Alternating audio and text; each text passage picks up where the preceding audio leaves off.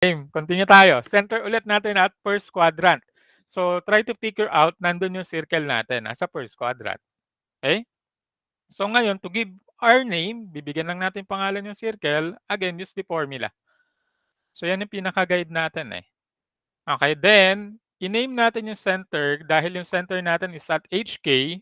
So, yun din yung variable na gagamitin natin in naming yung center natin at 2, 3.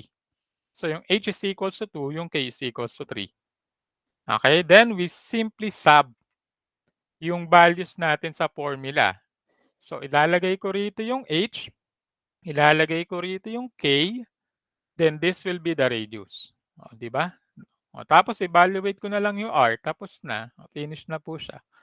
So, yung name ng circle with center at 2, 3 is the quantity of x minus 2 squared plus the quantity of y minus 3 squared is equal to 36. So, that will be the name of the circle in standard form. So now, sinabi sa atin, kailangan natin i-picture out yung circle. So we draw it in quadrant 1, kaya napansin nyo, malaki yung space ng quadrant 1 ko dun sa graphing kasi nandun yung circle. Okay, i-locate mo muna yung center. Siyempre, yan yung importante, 2, 3. So once the center is located, so now we use our drawing compass. So kukunin ko yung length ng radius. Di ba ang length ng radius natin ay 6 units? So yan, kinuha ko yun sa taas, 6 units away from the center. Then saka mo i-draw yung circle. So yan po yung ating circle in quadrant 1. Okay? Yung center niya ay nasa quadrant 1. Easy lang din, right? Okay, dali naman si circle eh. Question po. Baka may question kayo rito para isa-isahin natin yung example. All clear? Example 1? Okay, yes. Maraming nagnanad. Okay, next. Example 2. So same steps lang din para mapamiliarize natin yung process. Okay? Center at -2, -4. Ang radius 3 units. So, negative is located in quadrant 3. So, pinipicture out ko na yung center ko nasa quadrant 3. So, nandun yung circle. So, again, use lang yung ating main formula. Kapag ka ang center ay wala sa origin, so ito yung gagamitin kong formula. Then, i-rename ko yung center as HK. Tapos, isa-sub natin sa formula. Okay? Remember, kapag ka negative yung ating center, pakilagyan po, paki-enclose siya with a parenthesis. Kasi yung ating formula involves negative din or minus. Okay? Alam natin may effect yan pagdating sa negative numbers. Correct? So, enclose nyo with a formula para mas detailed yung solution nyo. So, ito si H. This will be yung value ng K. And then, yung value ng radius. Okay? Substitution lang. Saka natin i-evaluate. So what is now x minus -2? Okay, kaya ako sinabi na enclose nyo with a parenthesis para alam nyo siyang i-operate. So negative times negative will give us a positive value. So this will become x plus 2. So same goes dito sa y. Negative times negative. So negative yan pareho, magiging positive. So this becomes y plus 4. Then, yung answer natin sa right side na equation, 3 squared will give us 9. So, that will be your final answer. So, magiging positive, x plus 2, y plus 4 is equals to 9. Okay, now we draw the circle, center at the third quadrant, dun sa -2, -4. Then, yung ating radius length. Ano ba length ng radius? 3 units away from the center. Mag-drawing ka ng 3 units away from the center. Then draw its circle. Okay, then saka natin i-draw. Yan na po. Yung center at -2, -4. Clear? So, tignan niyo yung effect ng HK. Okay, try to imagine this circle na nandito siya. Okay, so if you're going to imagine yung circle na nasa 0, 0, okay, kung nandito yung circle natin, ano yung movement niya horizontal? Along the x-axis. Di ba sabi ang movement ay -2? Correct? Ang negative is pa left side. So, ibig sabihin from this center magmo-move siya ng 2 units papunta rito sa -2. Then ano yung effect nung K? 'Di ba ang K ang sabi natin vertical displacement? So, yung movement ng circle up and down. Negative din yung value rito nung K. So, ano movement? Pababa. So, dun mo matatagpuan yung center niya. So, yan yung movement niya. Okay? Horizontal displacement daw, -2. Then vertical displacement daw, -4. Kaya from 0, 0, yung center magmo-move 2 units papunta sa left, then 4 units pababa. So, para makita nyo lang yung effect dito nung H at saka nung K. Gets? So, sa formula, pag nakita nyo rito ang positive, ibig sabihin, ang galaw nun, pakaliwa, pa left side. Okay? Pag nakita nyo sa formula, ito ay negative, anong movement ng center? Pakanan, pa right side. Okay? So, dito, kapag ka nakita nyo ulit ay positive, dun sa final equation nyo, anong movement ng center? Pababa. Pagka siya ay negative, anong movement ng center? Pataas. Na-explain ko lang yung concept ng horizontal saka vertical displacement ng ating problem. Kasi yung formula natin, ang main formula is minus. Okay? Kaya reverse. Kung positive siya rito, negative yung effect niya sa graph. Okay, kung negative siya rito, positive yung effect niya sa graph. Clear? Pa? Okay, hopefully. Scratch na natin to. Okay, continue tayo. Next. Walang nakaano pa pala. Ayaw na gumalaw. Yun. Example number 3. Ngayon, ang center is at -5 square root of 3. Tapos ang radius ko, ang length ay square root of 3 units. So, nasa ang quadrant yung center. Pinipicture out ko na siya ay nasa quadrant 2. Kasi negative positive yung HK. So, ngayon, isasub lang natin ulit sa formula. Same process pa rin. Sub yung HK dun sa value. So, -5 yung H. Yung K, square root of 3. Okay, then yung R, square root of 2. So, may radicals tayo involved. So, sa final answer natin, evaluate lang natin ito. So, what is x minus -5? So, negative times negative, positive ulit. Then, this becomes as is lang. So, wala na kayong babaguhin dyan. Then, yung ating right side na equation, square root of 2 squared. So, that will give us 2. Okay? So, yan yung pangalan ng circle ngayon natin with this given. Tapos, saka natin i-draw. Okay? Remember, kapag may radicals, we need to use our calculator para ma-estimate natin yung value niya in decimal. Okay? Kung nasan ba tong square root of 3 na to. Kaya pag din-drawing natin siya, estimate natin yung square root of 3 in our calculator, that will give us 1.73. So, ibig sabihin, yung location ng center na at -5 saka 1.73.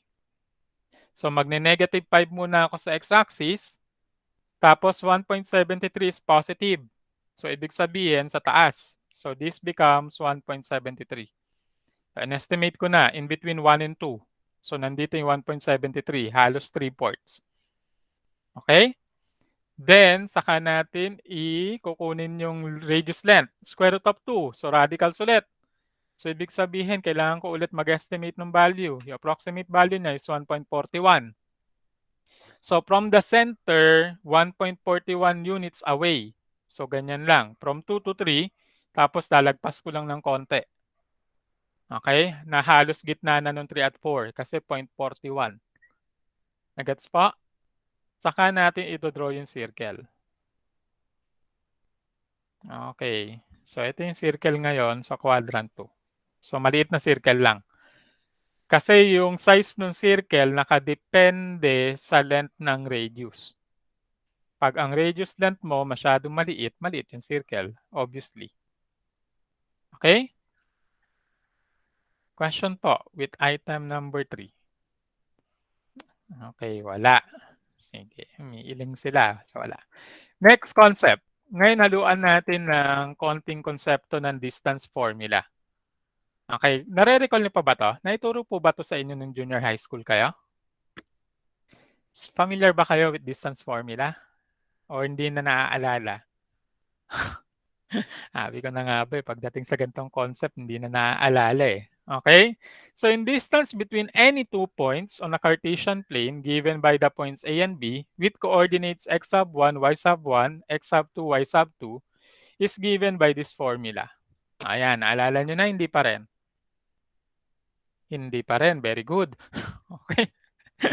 So, yan ay Pythagorean theorem pa rin, okey? Para pa rin yang C squared is equal sa A squared plus B squared. Gano'n pa rin yung formula niyan, do'n pa rin yan dinerive. Do'n lang iikot yang formula natin. Buti naman may nakaalala. Alam pang gawin kaya, okey? So, remember, yung D refers to our distance. Yung A, yun yung coordinate ng ating first point, which has a coordinate of x sub 1, y sub 1. Then yung B is the coordinate of our second point, which has a coordinate of x sub 2, y sub 2. So yun yung importante. Bibigyan mo muna ng pangalan yung coordinates ng point bago mo i-apply yung formula natin for distance. Kinukuha natin yung length ng dalawang points in a Cartesian plane. So ito yung gagamitin formula natin. Okay? Example, yan. Meron akong dalawang points sa Cartesian plane, points A and B. Yung point A is in quadrant 3, yung point B is in quadrant 1. So now, we want to find the distance between these 2 points. Gaano kalayo yung A sa B? O ano yung length ng segment na magko-connect from point A to point B? Okay, recall natin, sabi ko kanina, to find the distance, kailangan nating i-assign yung coordinates ng points A at point B. Okay, syempre kailangan alam mo kung nasan siya sa Cartesian plane. Yung point A is located at -4, x ka muna, di ba? Then -3, so yan ang coordinate niya. Yung point B is located at +4, then +3, so yan yung coordinate niya. Then i-rename natin siya as x sub 1, y sub 1, si point A. Then i-rename natin si point B as x sub 2, y sub 2. Okay? Kasi ito yung nasa formula, x sub 1, y sub 1, x sub 2, y sub 2. O once na rename nyo na, then we use the main formula. Di ba ang main formula natin, ito yung nasa taas, x sub 2 minus x sub 1 squared, then quantity y sub 2 minus y sub 1 squared. O tignan mo lang, sino ba yung x sub 2? Si 4. So positive 4. Okay, sino ba yung x sub 1? Negative 4. Remember, pag negative, sabi ko, enclose mo with a parenthesis. Kasi yung formula natin, minus dito. So, minus -4. Then, close parenthesis squared. Same goes dito sa kabila. Y sub 2, kunin natin yung value ng y sub 2 here. So, siya ay positive 3. Then, y sub 1, ito siya. Negative yung value. So, enclose natin with a parenthesis, then -3. Okay? Then, evaluate. So, evaluate natin yung nasa loob ng parenthesis. So, what is negative times negative ulit? So, magiging positive. So, magiging 4 plus 4, 8. Then, this becomes 3 plus 3, 6. Then, squared natin yung value. So, 8 squared and 6 squared. So, that will give us 64 plus 36.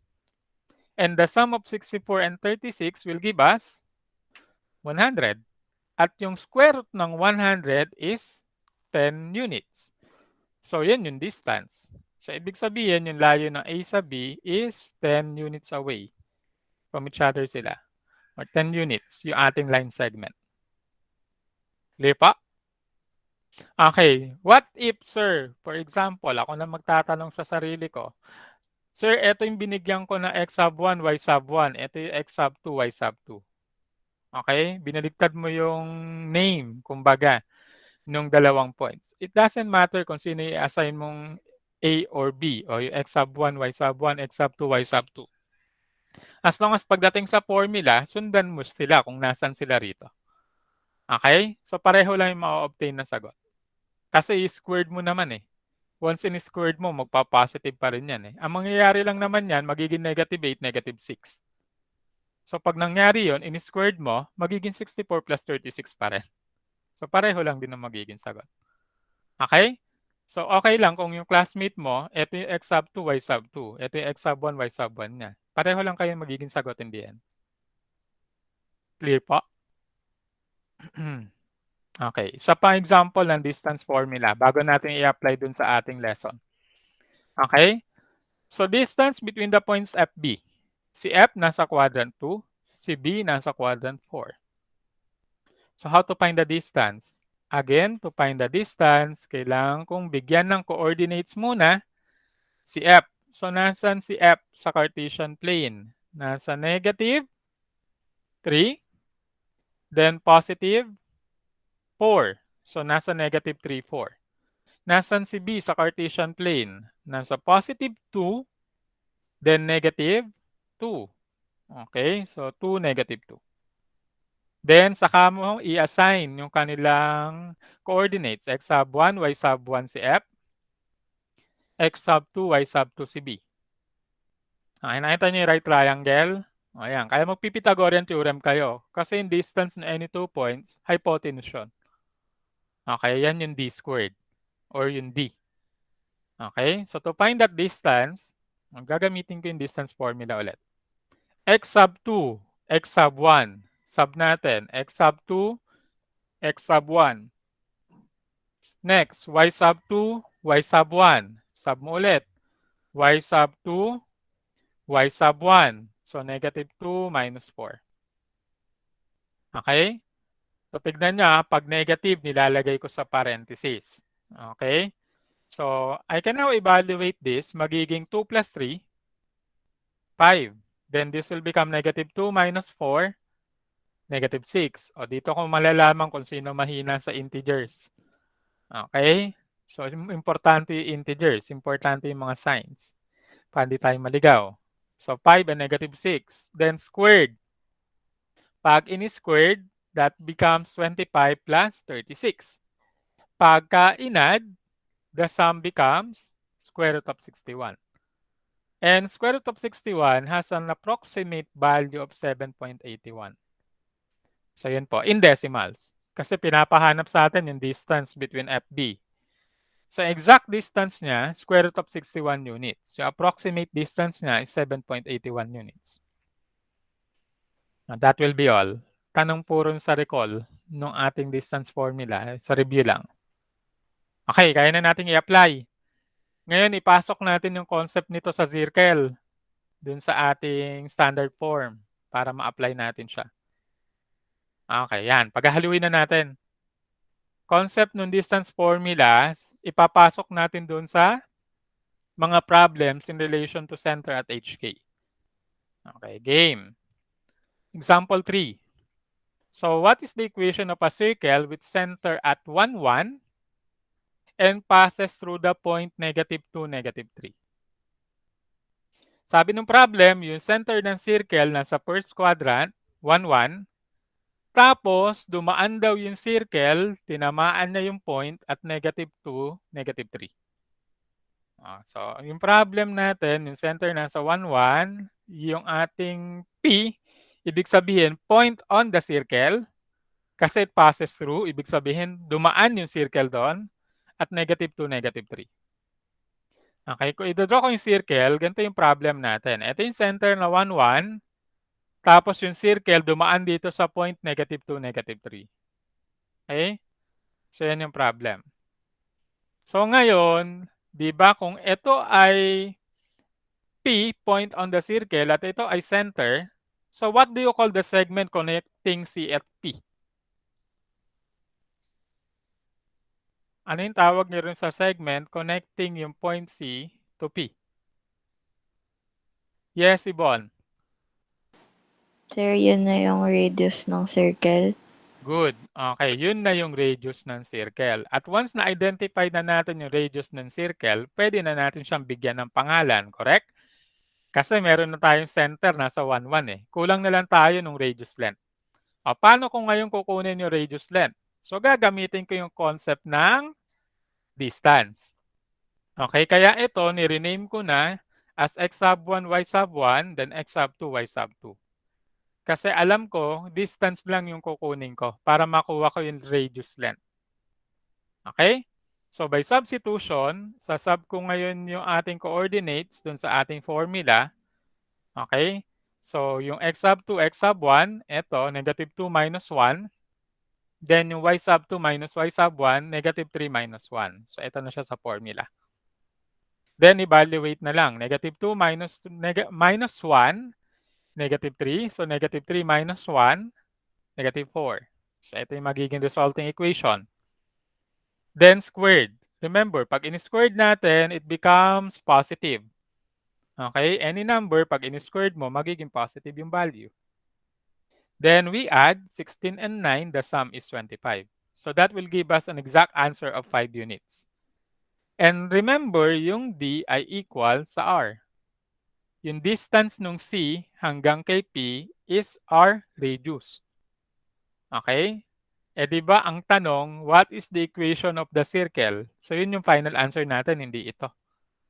Bibigyan natin ng name yung circle. So ngayon gagamitin na natin para malocate natin yung kanyang o mabigyan natin ng pangalan tong circle na to. Okay? So gagamitin ngayon natin yung center na 1, 1, saka yung radius na length ay 5 units. Ayan na yung given. Then substitution na lang. O yan, finish na po. O, clear? In-apply ko muna yung concept ni distance para mahanap ko yung radius length. Kaya nireview ko muna kayo, paano ba kumuha ng distance? Okay? Kasi yun yung gagamitin natin para mahanap natin yung radius length. Yun lang naman ang importante, radius and center, para mabigyan ng pangalan yung circle. Question? Baka masyado akong bumibilis, kaya mag-slow down muna ako. Tanong, baka meron. Okay, wala, gising pa. Okay, kaya pa? Sige, isa pa. Hanggang sa matuto. Okay, example 4. Given what equation of the circle with center at 2, -1, then it passes through the point 3, 4. So, nagbigay lang ako ng similar problem para dun sa ating processes, mapamiliarize na ulit. Pareho to na example 3. Same process. Okay, una, alam ko yung point P ay 3, 4, point on the circle. Then alam ko yung center at 2, -1. Tignan niyo yung pag-rename ko ngayon. Yung point P ko, siya x sub 1, y sub 1. Yung point C ko, siya x sub 2, y sub 2. O, will it affect my answer? Hindi. Okay, doesn't matter kung ano yung ating inassign sa kanila as long as susundan mo kung ano yung nasa formula. Okay? So, ito yung kanyang figure, ito yung point P, at ito yung center. So, again, alam natin yung line segment connecting C sa P is considered radius. Kasi yan yung dadaanan ng circle. So, same formula. Gagamitin yung distance formula. Isa-sub yung value ng x sub 2, x sub 1. Kaya ito ay 2 minus 3. Then, isa-sub yung value ng y sub 2, y sub 1. Kaya this becomes -1 minus 4. Then, evaluate yung nasa loob ng parenthesis. 2 minus 3, -1. -1 minus 4, -5. Yan. Then, saka natin kukunin yung distance. So, 1 plus 25 ay square root ng 26. Or in decimals, that is 5.10. Saka ulit natin bibigyan ng pangalan yung circle. Pero, ang gagamitin natin ay yung radical form. So, remember, kapag yung answer natin dito ay non-exact, so hindi na tayo gagamit ng 5.10. Ginagamit natin yung decimal saan? Pag nag-graph tayo dito, para makuha natin yung approximate length niya, di ba? Pero kapag sa equation, as is tayo dito. Na naka-simplest form kung meron pang simplest form ito. Pero ito ay wala na eh. Wala nang factors to na may perfect root. So stop na tayo kay square root of 26. Okay, so we use that para mabigyan ko ng pangalan tong circle na to. So that will be our circle. Okay, so the equation becomes, ito na po. So substitution na lang ng HK. Finish na. Question. Okay, madali, di ba? Opo. Makikita ko 'yan sa quizzes niyo kung nadalian kayo o hindi. Okey, later may activity na rin naman kayo, eh. Okey, 16 items yung activity niya. Gets, gets, gets? Wala akong naririnig na tanong, mukhang malinaw naman. Ayun, meron na akong tanong. Sige, Ira Bella. Sir, ang tanong ko po, Hmm, pwede po bang mm. magbaliktad din yung C at tsaka P? Kunyari po yung P po yung X1, tapos yung C po yung X2. Hmm, Tapos pwede rin pong baliktad? opo, pero yung sa formula susundan mo rito, hindi puwedeng magbaligtad yung formula. Kung sino yung X sub 2, kung sino yung Y sub 2, okey? Yung assignment dito, puwede. Puwede namang X sub 1, Y sub 1 pa rin 'to. Puwede namang X sub 2, Y sub 2 pa rin 'to, okey? Pero again, yung formula, eto hindi mababago, naka-fix ito, okey? Magbabaligtad lang naman 'to, okey sige imagine-nan natin. Anong mangyayari dito sa dalawa? Magiging 3 minus 2, tama? So that becomes 1, correct? Ano yung 1 squared? 1 pa rin. Gets? Ano mangyayari dito? Magpapalit lang din, di ba? So that becomes 4 minus negative 1. Ano yung 4 minus negative 1? Positive 5. Correct? Ano yung 5 squared? 25 pa rin. Dito pa rin kayo magpapareho na. Okay? So pareho pa rin kayo ng sagot. Clear po? Another question po. Baka may tanong pa. Walay na? Walay? Isang concept na lang, patapos na tayo. Actually, mabilis nga tayo eh. 25 minutes pa. 8:05 pa lang. Okay, tapusin na natin. Kung matapos tayo earlier, the better. Walay, walay tanong. Sige. Isa pa, midpoint formula. Ito, natatandaan nyo pa. Diyos ko. Ano kaya tinuro sa inyo no high school kayo? Junior high school na, no? Teka lang, recall ko nga, nasa curriculum ba to? Alam ko nasa curriculum to ng junior high school dahil nagturo naman ako ng junior high school. Yung mga amnesia lang kayo. Okay. Ayan, sinasabi ko. Kaya ako, a few years from now, siguro 10 years from now, lahat ng tinuro ko wala na rin. Nalusaw na. Okay. Sige, okay lang yan. Basta yung values, sabi ko, di ba, dapat mare-retain. Yan ang kailangan ng Pilipinas eh. Okay? Yung disiplina. Sa talino, marami ng taong matalino eh. Pero yung disiplina ko, konti lang. Okay, sige. Midpoint formula. Ano to? So the midpoint formula is used to find the exact center between any 2 points on a Cartesian plane. Okay. For example, given yung line segment. So yung midpoint formula, ginagamit natin para makita natin o makuha natin yung exact midpoint nung line segment na given na yon. Okay, so paano? So midpoint formula, syempre, para ka lang nag-average. I-add mo yung dalawang coordinates, then divided by 2. So yun na yung formula na. X sub 1 plus X sub 2 divided by 2, then Y sub 1 plus Y sub 2 divided by 2. So yun lang naman. Gusto mong kunin yung gitna, so i-divide mo sa kalahati. Yun naman ang logic ng midpoint. Correct? Okay? So remember pa rin, to rename the points, para makuha yung M na midpoint, i-rename mo pa rin X sub 1, Y sub 1, X sub 2, Y sub 2. So ganun pa rin. Pagka binigay yung coordinates, rename kagad para ma-apply yung formula. Example, find the midpoint of segment AB. Ayan. Una, hindi naman binigay yung coordinates. Hanapin mo muna yung coordinates ng point. Point A is at negative 3, negative 2. So, siya yung bibigyan ko ng name as X sub 1, Y sub 1. Point B is at 5, 3. So, siya yung bibigyan ko ng name as X sub 2, Y sub 2. Ayun na. Gusto kong makakuha yung center nito o yung pinaka-midpoint. Remember, yung midpoint refers to the center. Pwede rin, no? Yung circle. Kung diameter yan, ha? Kung given yan, as a diameter. Okay, so paano ko makukuha yung kanyang midpoint? Formula. Then sub. Hindi ko na-explain. Very elementary na. Substitution. Then evaluate. Negative 3 plus 5, 2. Negative 2 plus 3, 1. So ano midpoint niya? Nandun sa point, 2 over 2 saka 1 half. Sino ba yung 2 over 2? 2 divided by 2 is 1. So 1 and 1 half. So, nandun yung midpoint. Tama naman, 'di ba? 'Pag tinignan mo sa picture, +1 saka 1/2. Yun yung exact middle. Yun yung coordinates ng exact middle niya. Finish na. Ayan yung midpoint formula. Mas madali. Okay? May example pa ba ako nito? Ayan. Paghaluin na natin. Isa lang kasi madali lang siya. Okay?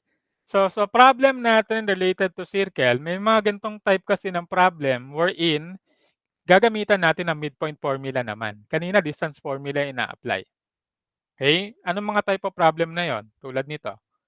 So, write the standard equation of the circle given the diameter. Ayan. Given yung diameter ng circle, walang binigay na center ngayon. With endpoints at -2, 1, and 4, 3. Di ba, ang ating objective para mabigyan ng pangalan yung circle, kailangan meron akong point na center, okay, saka yung radius length. Pareho yun, wala. Okay, so pareho yun, hahanapin muna natin. Kasi ang given lang, endpoints ng diameter. Okay, so kung yan yung endpoints ng diameter, as I've said kanina, sino yung midpoint nito? Sino ba ang midpoint ng diameter? Di ba yung midpoint ng diameter is the center? So, ibig sabihin, pag in-apply ko yung midpoint formula, kung ano yung makukuha kong coordinate nun, yun yung coordinate ng center. Gets? Okay, sige, gets. Game. So, point A, in-assign ko lang binigyan ko lang ng pangalan. Okay, yung point A. -2, -2, 1. Then point B, 4, 3. Then assign ko sila as x sub 1, y sub 1, x sub 2, y sub 2. Gaya sa distance formula, okay lang din kung magkapalit sila ng name as x sub 1, y sub 1, x sub 2, y sub 2. Okay? Kasi addition naman is commutative. So, ibig sabihin, it will not affect your answer. Kahit magbaliktad pa ng pwesto yung dalawa. Okay? So, ngayon, yan yung aking assignment sa kanila as x sub 1, y sub 1, x sub 2, y sub 2. Now, we find the center. And yung center natin is yung midpoint. Okay? So, to find the midpoint, we'll be using yung formula x sub 1 plus x sub 2 divided by 2, y sub 1 plus y sub 2 divided by 2. Then, by substitution, so ito yung -2, i-add ko rin sa 4, yan lang, x sub 1 plus x sub 2. Then, y sub 1 plus y sub 2, +1 plus 3. Then, add, -2 plus 4, 2. 1 plus 3, 4. Then, saka nyo i-divide. 2 divided by 2, 1. 4 divided by 2, 2. So, ang midpoint is at 1, 2.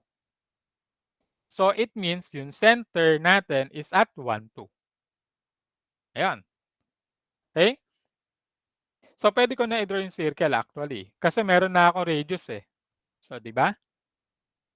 Ayan yung circle. Pero hindi yan yung pinapasolve. Ang pinapasolve, write the standard equation. Okay, now we have the center. Next objective is to find the radius length. Paano ko kukunin yung radius length? Yan na yung given ko. Meron na akong 2 points on my circle, tapos meron na akong center. Paano ko makukuha yung radius length? Paano ko makukuha yung length nito? Anong i-apply kong formula ngayon? Aramela. Distance formula po between the center tsaka yung point na nadaanan ng circle. Okay, so pwede tayong mamili, Aramela, no? Pwedeng from C to Opo. B, pwedeng C to A. Isa lang naman hindi mo kailangan gawin dalawa. Okay, mamimili lang tayo kasi meron tayong 2 points na pagpipilian. Okay, thank you, Aramela, that's correct. So to find the radius length, dapat gagamitan natin ang distance formula. So i-apply lang natin yung kaninang example. Okay? Then we choose, it doesn't matter kung B ka, A siya, pareho lang naman ang radius, di ba? Ang radius ng circle ay pareho lang ng length. So pareho lang din kayo na makukuha ang sagot. So ang ginamit kong point, ano ba ginamit kong point dito? Hindi ko na matandaan Point C, syempre yung center, in relation to point B. Ayan, B pa lang ginamit ko, 4, 3. Okay, so as I've said, pupuwedeng ikaw, point C at point A. Okay, puwede rin 'yon. Pero pareho lang nung radius length ang magiging result. Okay, so distance formula tayo kasi kailangan natin yung radius length. So from C to B, assign ulit ako na x sub 1, y sub 1, x sub 2, y sub 2. Kasi yung midpoint ko is my center. So ito na siya. Pinangalanan ko na siyang C as my center. Okay, so by distance formula, D is equal sa R. So ang R is, susundan ko yung formula ulit ng distance. Then isa-sub ko yung values nito. Okay, substitution. Pagka-sub, evaluate ko na. Medyo fast forward ko na kasi alam niyo na. Okay, so ang R ay square root of 10. Sige, pakitignan po mabuti, baka nabibilisan yung iba. May part po ba ng processes na meron kayong tanong para ma-explain ko? Clear naman? Okay. Again, pag yung sagot natin sa R, non-exact yung root, square root of 10 as is. Okay, as is tayo doon. Kung wala na, but wait, there's more kasi bibigyan pa natin ng pangalan yung circle. So, ganun lang. Marami lang processes pero madaling sundan. Okay, una, nag-midpoint formula. Pangalawa, nag-distance formula. Pangatlo, ipo-form mo na equation ng circle. Kasi nandyan na yung mga kailangan mo. May center ka na at may radius ka na. Okay? So, ngayon, pangalan niya. Ayan na po. Tab mo na yung center sa yung radius. So, yan yung pangalan. Quantity of x minus 1 squared plus the quantity of y minus 2 squared is equal sa 10. So, yung radicals, dahil in-squared mo, it will be cancelled out. So, the answer is 10. Okay, question. Parang ito na yata yung last example ko. Wala na yata ang kasunod na. Tignan ko. Wala na nga. End na. Tapos na po tayo ng discussion natin. Gets? Kaya? Kasi tapos na. Accomplish na. Tapos na yung lesson 1.1.